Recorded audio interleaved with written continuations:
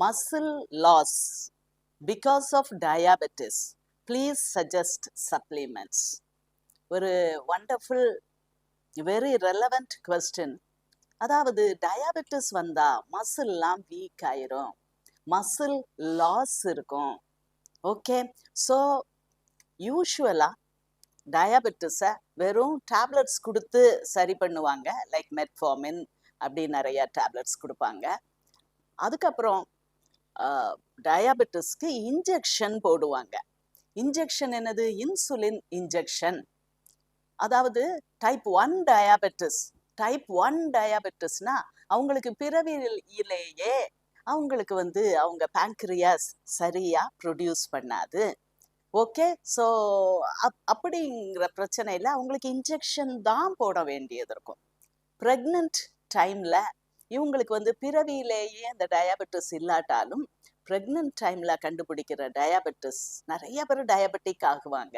ஏன்னா blood sugar நிறைய இருக்கணும். அப்போ தான் அது யாருக்கு போகும்? அந்த வயிற்றுக்குள்ள வளர்ற அந்த குட்டி பிள்ளைக்கு போகும். அதனால பிசியலாஜிக் டயாபெட்டிஸ் அப்படி கூட சொல்லலாம். ஓகே, ஸோ அப்போல்லாம் இன்சுலின் தான் போடுவாங்க. இன்சுலின் அப்படிங்கிறது ஒரு ஸ்டீராய்டு, ஆனபாலிக் ஸ்டீராய்டு கேட்டகரியில வரக்கூடியது. மசில் பில்டு பண்ணும், பாடி வெயிட்டை கூட்டும். ஓகே, ஸோ செலக்டிவாக அதிகமாக போடக்கூடாது. இன்சுலின் ரெசிஸ்டன்ஸ் தான் டைப் 2 டயாபெட்டிஸ்க்கு காரணம். ஸோ நீங்கள் அங்கே இன்சுலின் நீங்கள் கூட கூட போட உங்களுடைய இன்சுலின் ரெசிஸ்டன்ஸ் அதிகமாயிட்டே வரும். So it is all a balance.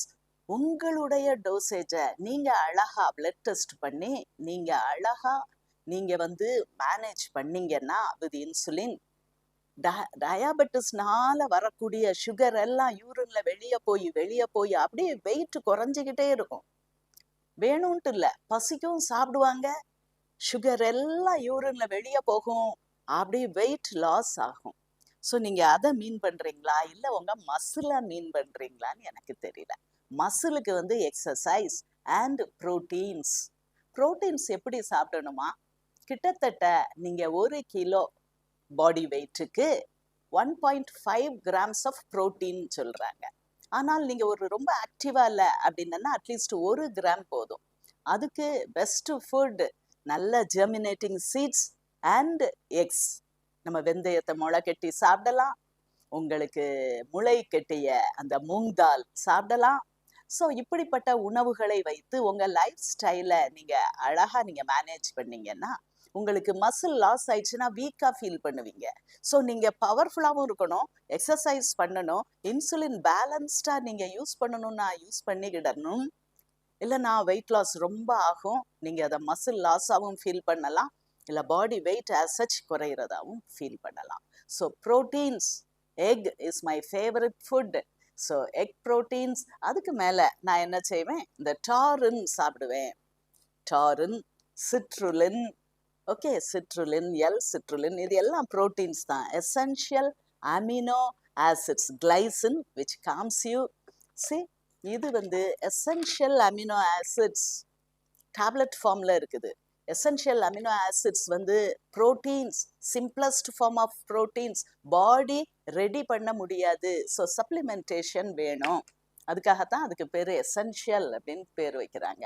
அதுக்கப்புறம் உங்கள் பையனுக்கு டேப்லெட் சாப்பிட பிடிக்கலன்னு வைங்க, இது ஆட்டம் பிராண்ட் போட்டிருக்கேன், நிறையா பிராண்ட் இருக்குது.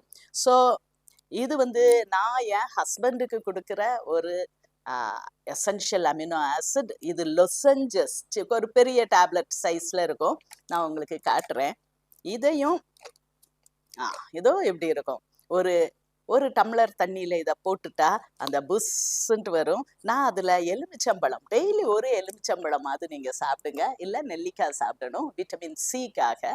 ஸோ அதோட கூட இது என்னது? Electrolyte replacement. உப்புக்கள் தான், ஒரு வயசுக்கு மேலே ஃபைன் பேலன்ஸ் தான் பாடி. ஸோ இதுவும் ஒன்று. இந்த 2 போட்டு அதில் எலுமிச்சம்பழம் பிழிந்து கொஞ்சம் பொட்டாசியம் குளோரைடு. ஏன் பொட்டாசியம் குளோரைடு? அது காமன் சால்ட் மாதிரியே தான் இருக்கும். அது சோடியம் குளோரைடு, இது பொட்டாசியம் குளோரைடு. ஏன்னா நமக்கு ஒரு நாளைக்கு 2.5 கிராம்ஸ் ஆஃப் சோடியம் குளோரைடு வேணும்னா பொட்டாசியம் குளோரைடு அது மாதிரி கிட்டத்தட்ட 2 மடங்கு வேண்டியது இருக்கும். ஓகே, இது நம்ம உடம்புக்கு கரெக்டா கிடைக்கிறது இல்லை. ஸோ இந்த பொட்டாசியம் இதெல்லாம் சாப்பிடும்போது பிபியும் ஸ்டெபிளைஸ் ஆகும். நிறைய பேருக்கு பிபி என்ன மாத்திரை கொடுத்தாலும் ஸ்டெபிளைஸ் ஆகாது. என் ஹஸ்பண்டும் அதில் ஒருத்தங்க. ஸோ பிபியை ஸ்டேபிளாக வைக்கிறதுக்கு பொட்டாசியம் சால்ட் போட்டுக்கலாம். எப்படி உப்பை தாராளமாக எல்லாத்துலேயும் போட்டு சமைச்சு சாப்பிட்றோமோ, நிறைய சோடியம் குளோரைட் சாப்பிட்டோம்னா ஃப்ளூயிட் ரிட்டன்ஷன் ஆகும். உடம்புல இருந்து வெளியேறுகிற தண்ணீர் வெளியேறாது. ஸோ ஹார்ட் கஷ்டப்பட்டு உழைக்க வேண்டியது இருக்கும். ஸோ கஷ்டப்பட்டு உழைக்கும் போது பிபி நேச்சுரலாக கூட தான் செய்யும். ஓகே, ஸோ இது எல்லாத்தையும் மனசில் வச்சுட்டு இதெல்லாம் நான் செய்கிற டிப்ஸ். ஸோ இதை நீங்கள் பார்த்துக்கலாம். ஓகே.